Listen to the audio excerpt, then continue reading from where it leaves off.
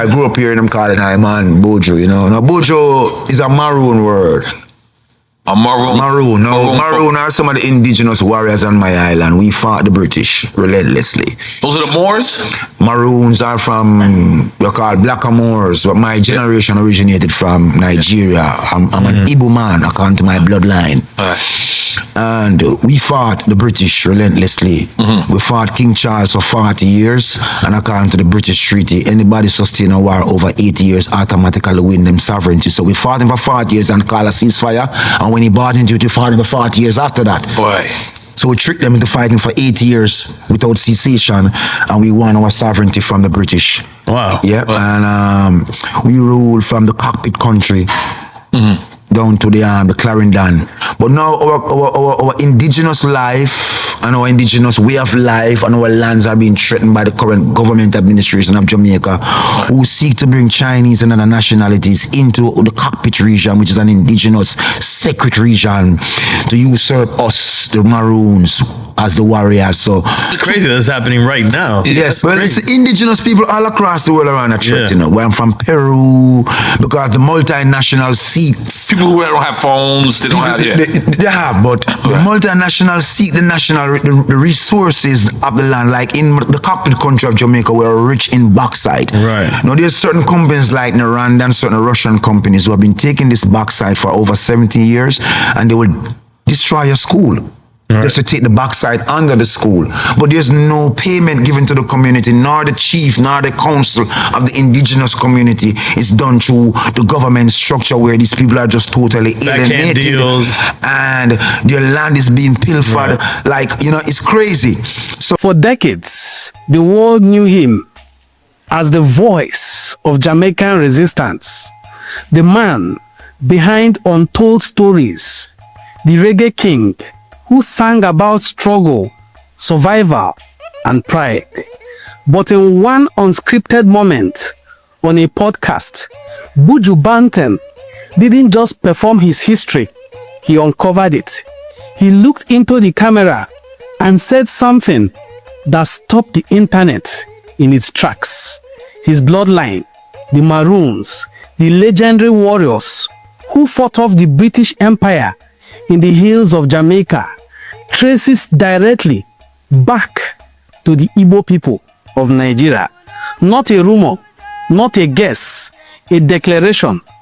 In the next few minutes, we are going to break down exactly what Buju Banton revealed, why it really matters for the millions connecting Caribbean and African identity, and what this means for the untold story of the Maroons, the descendants of enslaved Africans who never stopped fighting for their freedom.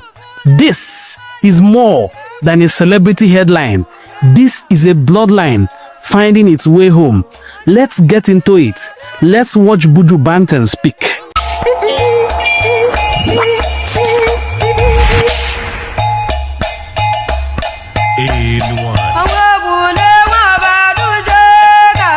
We should have a more tighter relationship with Afrobeat. Given, listen, I agree with everything you say. When Nelson Mandela was locked up in South Africa, where was the voice of Africa to free him in terms of the music? It was Winnie Mandela, free South Africa. The Jamaican singing consistently, making the world aware about the African plight. Ethiopia. You name it, Angola. We name our rhythm the MPLA.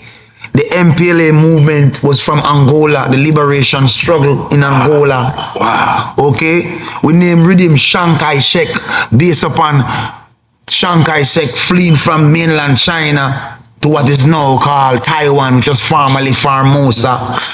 Oof. You understand?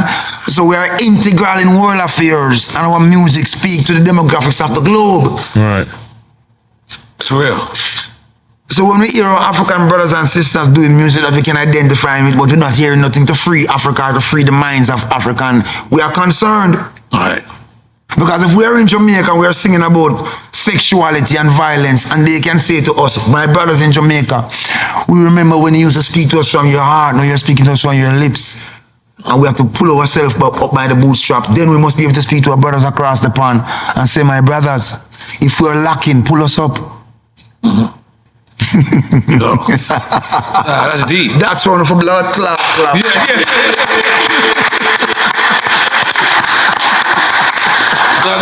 That's deep because, you know, since, like you said, handed out since boom, boom, boom, mommy. And then I've seen it's the same rhythm. I always heard. Now this is me being a little bit in that section. I always heard them show love to Shaba. Heard them show love to you, and show love to the other people so often. But when you said, I think you said this. It was like, but they don't work with us. And I was just like, damn, I didn't realize that. So did you hear a song with Buju and El General? No. Did you hear a song with Buju and El General? No. Oh. And you go along the list, the answer is no. I take Buju out of the equation. What about name somebody else? Sean Paul has something with Karol G. Well, you know they went to the same karate school, right?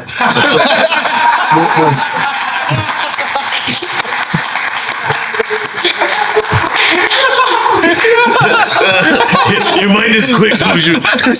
Yes, he's mad. Nah, but the reality exists that is not present. There's none in the archives. Right. And I'm talking something frivolous. I'm not capping. Right. Go do your research. Yeah, you're right. You're right. So, I mean, if someone come from Africa and they say Buju, like I've done song with Salif Keita. I've done song with several African collaborations. It's good because I want to speak to my people.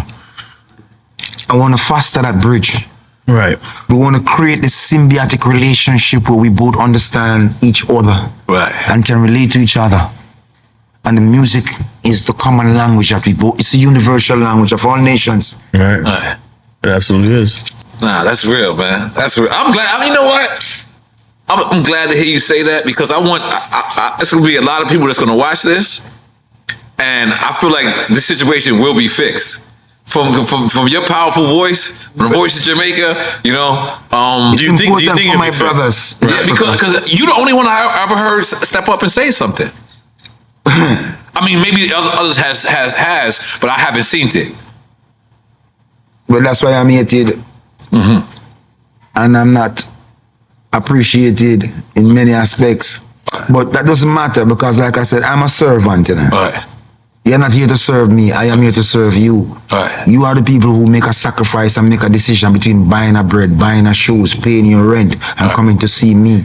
Right. And in the end, you put all those things aside and you come to see me. I'm here to serve you. Right. I'm here to serve you in truth. I'm here to serve you in music. I'm here to serve you in my life. I'm here to serve you in hopefulness. Am I perfect? No. Right. Because if you fuck, I'll take your head off. Right. Okay? But I'm here for you. Right. I'm here as your servant. Right. Good. And our good servant must be serious. I'm ready to serve. Yes. Let me ask you, what's your favorite place to perform besides Jamaica, besides Africa. Jam Rock? I knew you were going to say Africa. What part of Africa, though? Every part of Africa is a thrill to ride. I bear my soul to the continent, man. Okay. From the north to the south. The south, the north, the east, and the west. You know what I mean? Because they don't see a lot. It's far. Right. So when I go there, I have to throw out and give them a good show. Right. And sing out for them, you know? And stay a while, because if you're going to do the whole continent. Yeah, well, in time. Right. But the last time I was there, I was in Stansted Stadium with my good friend, Mr. Lucky Dube. May God bless his spirit, and we had a beautiful time. It was an amazing moment. I want to say enough love to South Africa and all South Africans. Yes. Yeah, I've been there. Great people, man. Beautiful place, beautiful people. Our people. All right. Now, you just sold out 2 shows, 36,000 in New York City. God damn.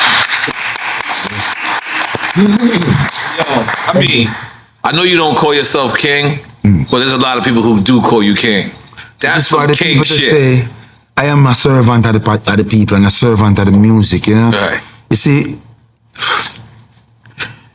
let me break it down to you. Yes. I know we're in the United States of America. A lot of people get it twisted, you know? We desire not to get caught up in all of that.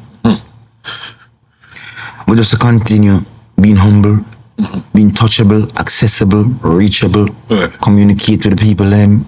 Right. You know?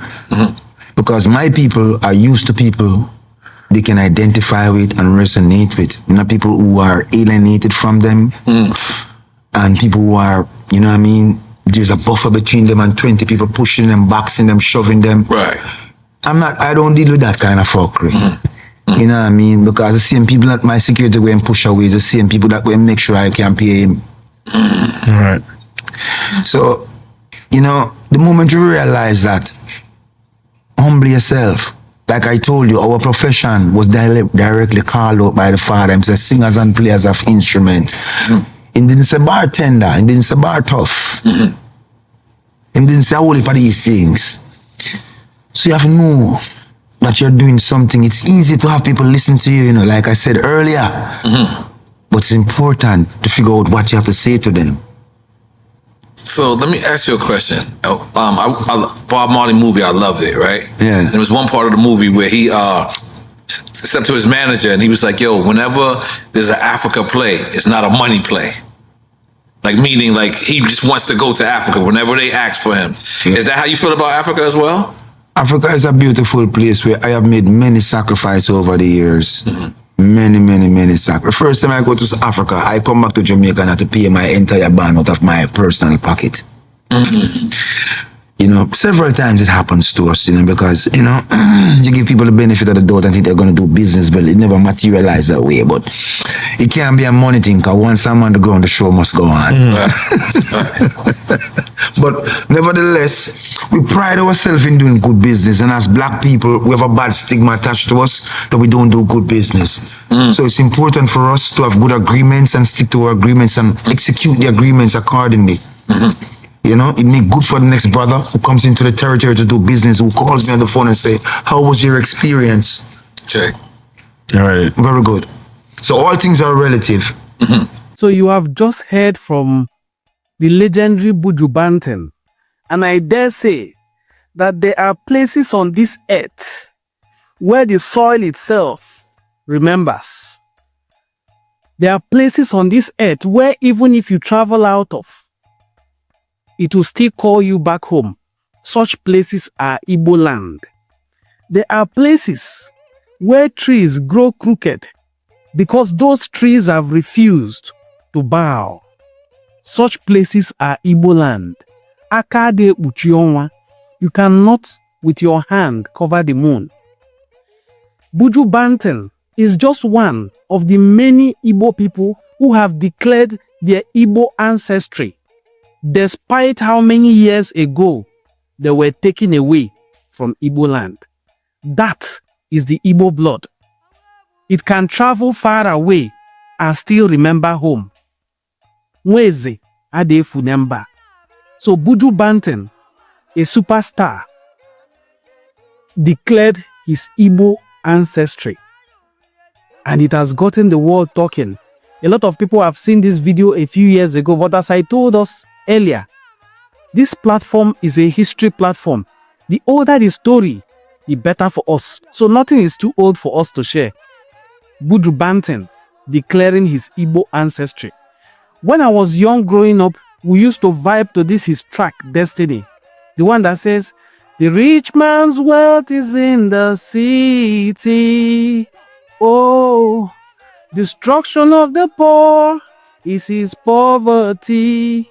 Lord, destruction of your soul is vanity. Ooh, ooh.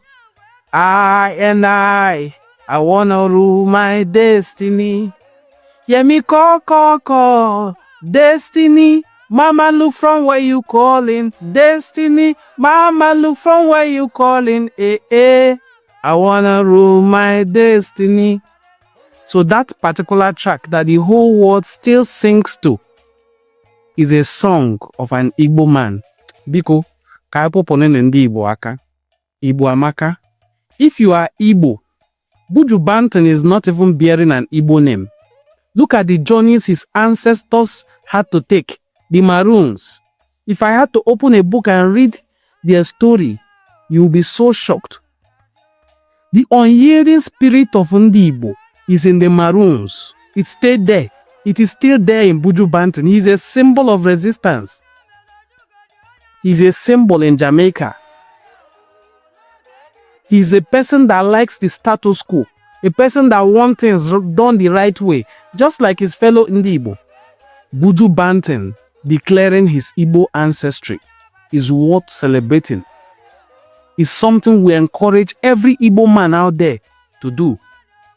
Those bearing Igbo names but are still afraid to identify as Igbo people, we are calling you out to take this example from Buju Banton, because Igbo people are known for their courage. Igbo people are known for their resistance. They are not known as Ndi Ujo. Makanadi weji ujo ajole nuntolo. It is an Igbo proverb. You cannot, because of fear, continue to live in oppression. Adi weji ujo ajole nuntolo. Afam bon wadene Ngozi Chukwuka, and I thank you for watching this very broadcast. Please share it to your audience and look through our channel. You find so many other interesting videos you can binge on. Please binge on them, and I will see you in my subsequent videos. Bye bye.